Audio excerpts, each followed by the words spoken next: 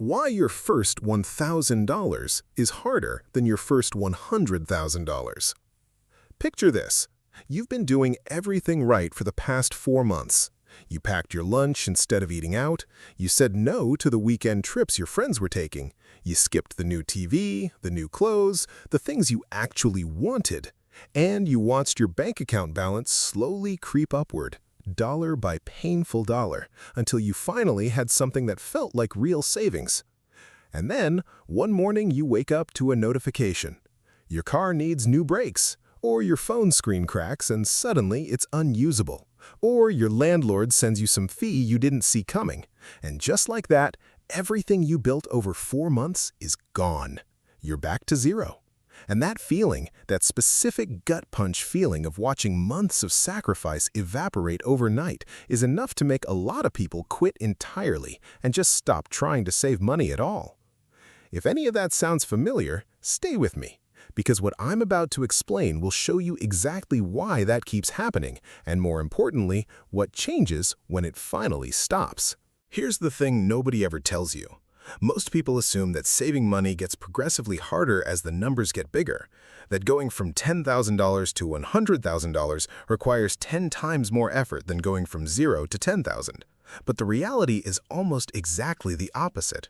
Your first $100,000 is the single hardest financial milestone you will ever hit, not because the math is complicated, not because $1,000 is actually a large sum of money, but because of what is happening in your brain, in your daily habits, and in your entire relationship with money during that specific phase of the journey. Once you understand why this phase is so uniquely brutal, saving stops feeling like a personal failure and starts feeling like a problem you can actually solve. My name is Nick, and I spend way too much time thinking about money, behavioral psychology, and why certain financial thresholds completely transform how people operate in the world.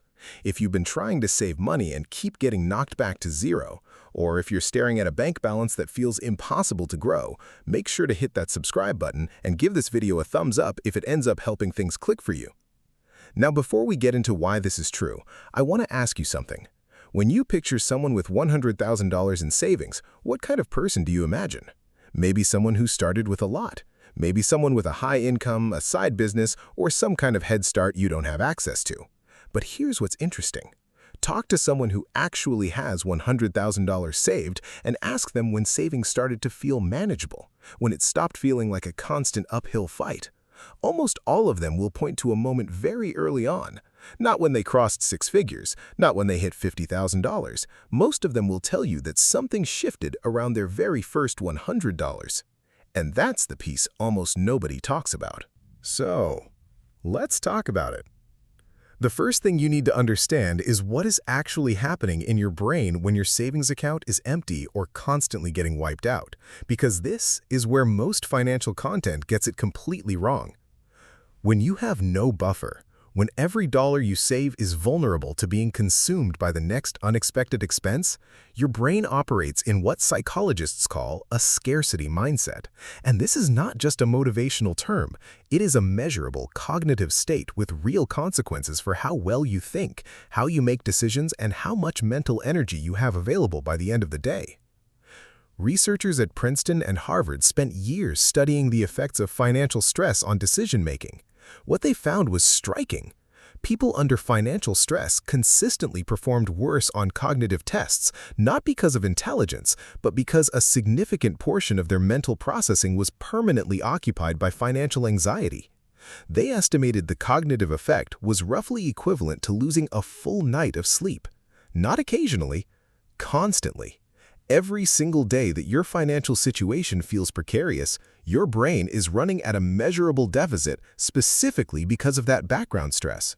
Think about what that actually looks like in practice. When you have no savings cushion, every financial decision carries weight. Can I afford this? What if something breaks this month? Should I use the card or just wait? These are not occasional thoughts for someone living at zero savings. They are constant background calculations that run on a loop all day. At the grocery store, when a bill arrives, every time an unexpected cost appears, no matter how small, it triggers another round of mental math and low-grade panic. That constant background processing has a name. It's called cognitive load.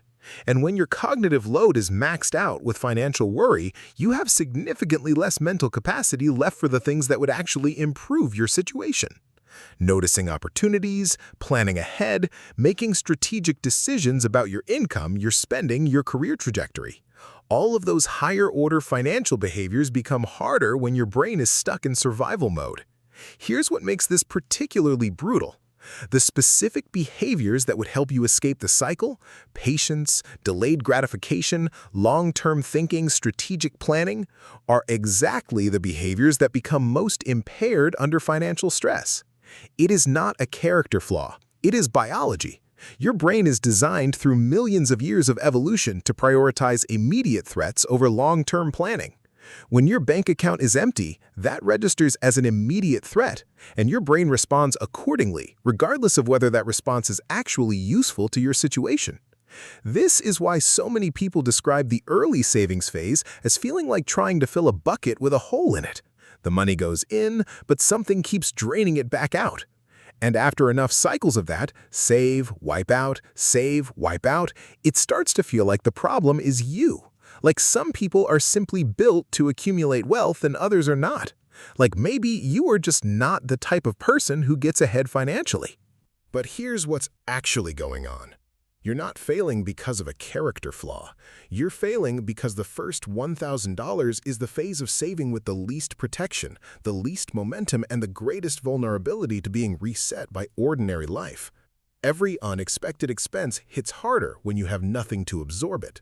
Every financial setback puts you back at zero, and the identity of someone who saves money hasn't had a chance to solidify yet because it keeps getting interrupted before it can take hold. Now, let's shift to the math, because this is where things get genuinely interesting and honestly a little unfair. One of the most underappreciated realities in personal finance is how differently compound interest behaves at small balances compared to large ones. Most people understand that compound interest is powerful in theory, but they don't fully grasp how completely invisible it is at the beginning, or how dramatically that changes as you build momentum. When you have $100 saved and it earns 8% in a year, you make $8. That is a large coffee. At $500, that same 8% return gives you $40 for the entire year. At $1,000, you're looking at $80. These are technically real returns, but they don't feel real. They don't create any sense of progress. They don't reinforce the behavior. They barely register while you are putting in significant daily discipline just to save anything at all. Here is where the math starts to shift.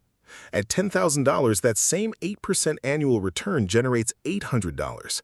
Now you're starting to see something meaningful, nearly a month of groceries appearing in your account without any additional effort on your part. At $25,000, that's $2,000 per year from returns alone. At $50,000, it becomes $4,000. At $100,000, your money is generating $8,000 annually on its own, regardless of what you contribute. Same percentage, same market conditions, same index fund. The only variable is the size of the balance, but the difference in how those returns feel to you in real life is enormous. At $100, they are invisible. At $100,000, they are genuinely transformative. And that gap between returns that are too small to notice and returns that are large enough to feel in your daily financial life makes the early phase of saving profoundly harder than any later phase. Think about what that means motivationally. When you're consistently putting money away but the returns are too small to register, there is almost no positive feedback for the behavior.